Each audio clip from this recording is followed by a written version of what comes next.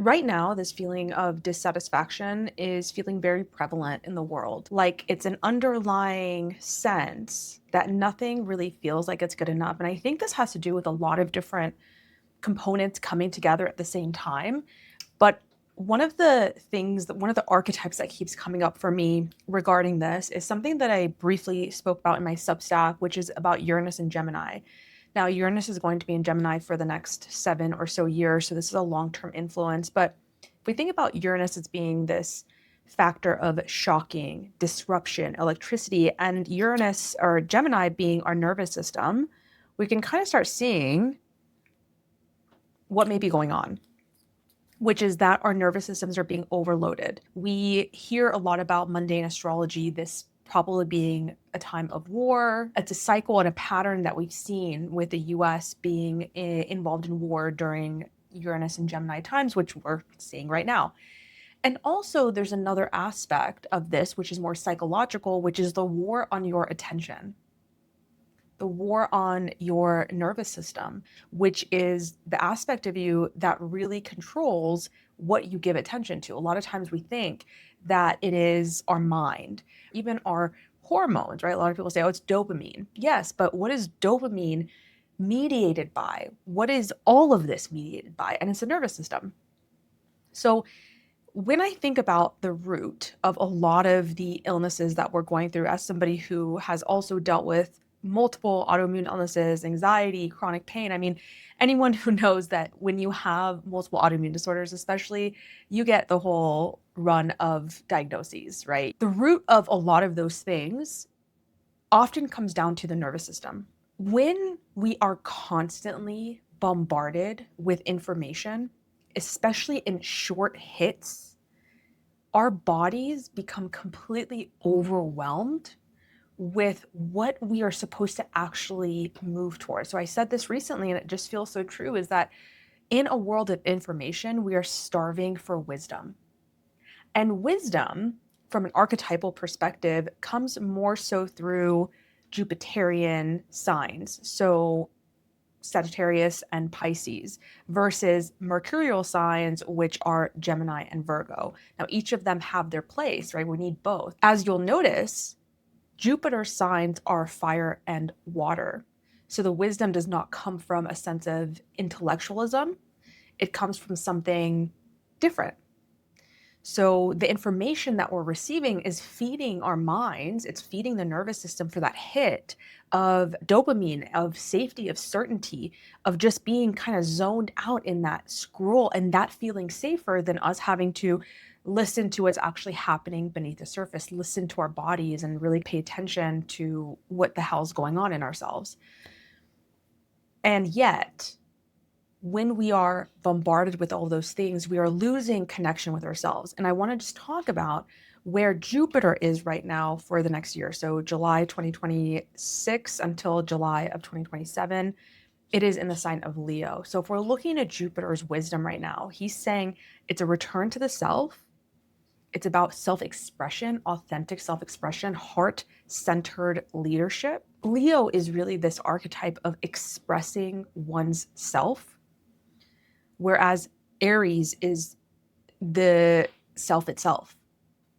And right now we've got Saturn and Neptune, two other long-term influences in Aries. So we're seeing this theme come up again and again in the pattern, in the cycles of astrology, but also in human design. The reason you're dissatisfied is not just because of the material world, meaning the war, which is, as somebody from Iran, I was born in Iran, I have a lot of family there. Clearly, that is something that's very important to me. And even if you have no connection to Iran, it is difficult to know that people are suffering in the world and that, you know, if you're especially in the US, that you are taking part in that in whatever way or anywhere in the world that is involved in all sorts of awful things, because it just seems like ubiquitous. Everyone's just doing crazy things. And also the fact that, yes, this brings about some economic difficulties for some people. Absolutely. So there's a lot of things in the material realm that may be very reasonable reasons as to why you're feeling dissatisfied. And also, there might be something that's happening that's deeper, which is that you have essentially lost the connection to you your purpose, your truth, your sense of meaning. And Carl Jung often talked about this, which is our entire lives. And Viktor Frankl comes to mind as well. It's like our entire lives are mediated by a sense of meaning and purpose.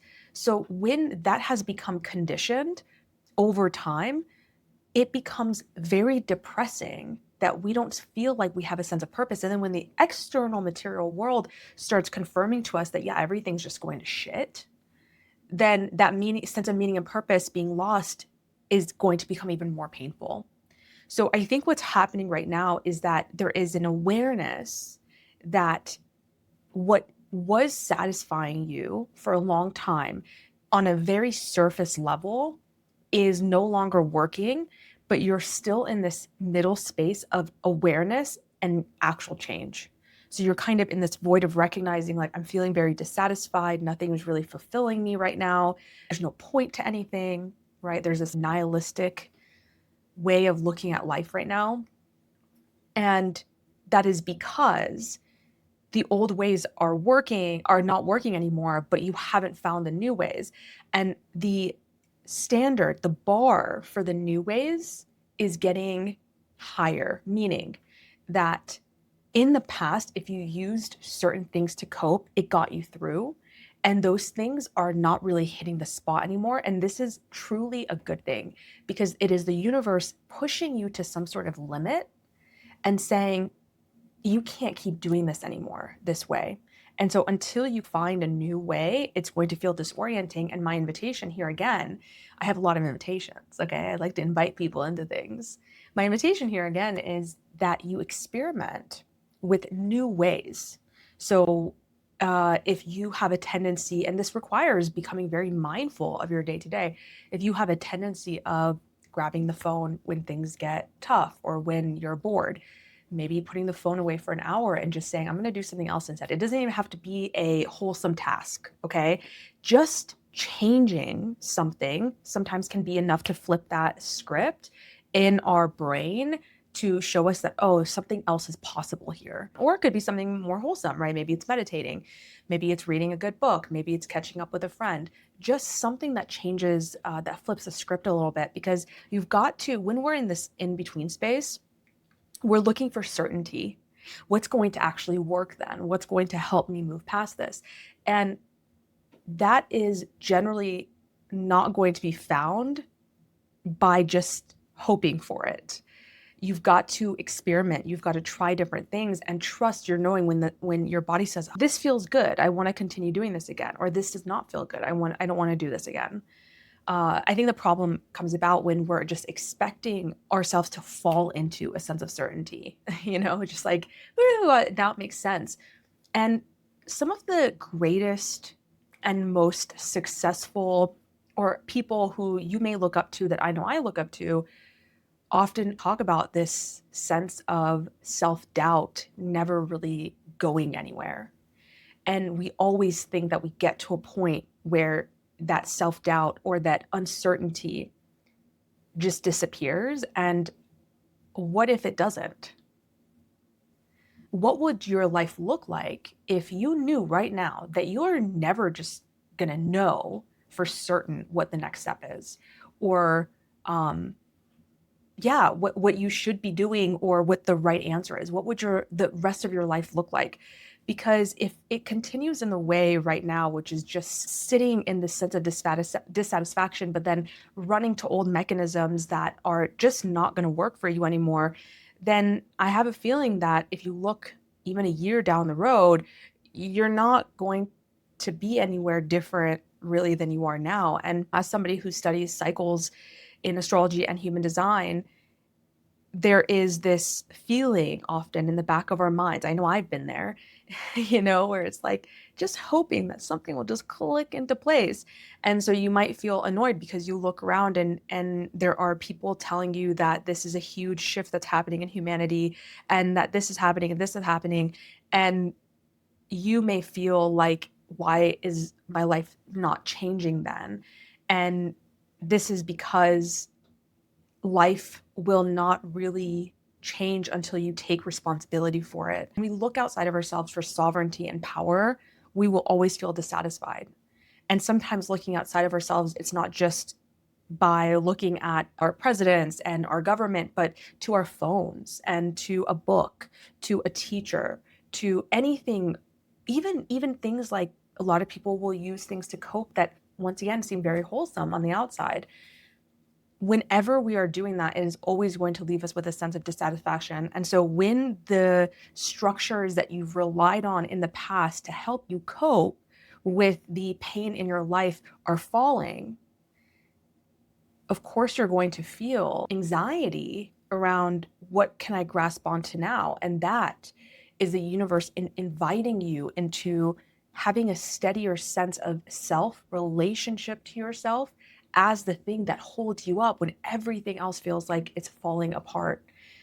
And so I always like to think that when I'm going through a tough time, or when I don't feel like I can grasp onto anything, that I don't maybe have to grasp onto anything. I don't have to hold on to anything, that there's something that is deep within me that keeps me upright.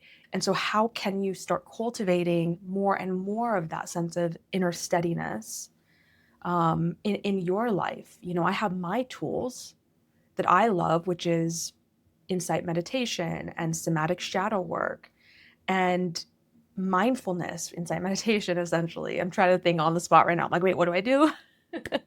And movement and relationships. And there's so many things, but maybe I need to do this myself, but I'll invite you to do it with me as well, is to make a list of things that you do day to day. And are those things that you believe will actually bring you closer to a sense of self, a sense of steadiness within the self, rather than a steadiness within the self that is always needing something in the external world to be a certain way. Because I would then invite the question, oh my God, take a shot every time I say invite. I would then invite the question of, is that structure then built on a foundation that is actually solid? If it is reliant on something outside of itself to feel steady.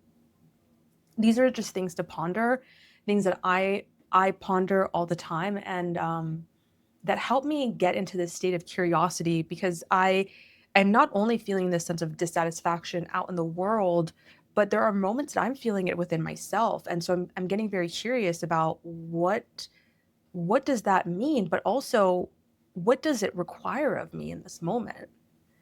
And where are my own sense of limitations keeping me stuck from moving toward the thing that I know is asking to be different? And then what do I need to do to dissolve that barrier of myself within myself that is keeping me from moving toward what needs to change right now, or what I feel like needs to change? Because honestly, you probably know what needs to change. That's really usually not always the limitation, unless there's something beneath the conscious awareness. But for whatever reason, you feel limited, like something is limiting you. And those excuses, that word can be, kind of heavy, but they can be very reasonable, right? I don't have enough money. I live in a place where that's not okay. And all of those things can be true. And yet, how can you still work on the limitations within? Because the external limitations will always be there. Those circumstances are not in your control. They're just not. So what can you control? What can you control, and how can you exist within this sense of dissatisfaction without seeing it as something that is trying to hurt you, and shifting the perspective of seeing it as something that is actually trying to hold you up in a new way? This next iteration of you and our society is going to require a self that is not reliant on external structures and systems to keep it upright. And that's why it feels so heavy right now, because it's a major upgrade that you are being asked to step into. And when you see the fruits of that labor, who knows? This is why it's important to feel devoted to something, devoted to the process. I hope that this message has been able to guide you, or to help you see things in a different way. if you'd like to go deeper into how I see really is essentially what this is, I'll leave some links down in the description box. And I'll see you next time.